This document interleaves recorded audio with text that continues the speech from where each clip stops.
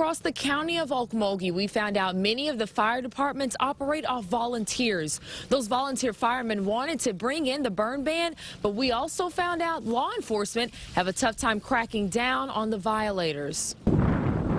Whether it be out on the open prairie or in the woods, that much wind will move a fire rapidly. Emergency Management Director Timothy Creighton knows how fast a fire can spread.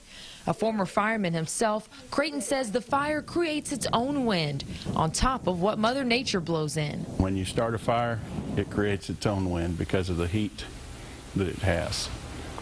Multiply that with wind, like we had last night, 50 miles an hour, and a fire will get it across ground. And he says people don't often realize if a fire starts on their property, they're also responsible for wherever it spreads. If I would set a fire and it go to your house, I'm liable for your house. So sometimes the finger of blame is pointed in several places. We went down to the Okmulgee County Sheriff's Office to see how they enforce the ban. Well, it's case-by-case basis normally. Fred McGuire says their job gets tough trying to determine who started a fire and whether or not it was intentional. Everything's difficult to prove sometimes, but normally we look at all the facts in front of us, and sometimes we have to call in a fire marshal, a state fire marshal, to come in and help us with cause and origin for certain fires. And those fires especially hurt volunteer departments who already have limited resources.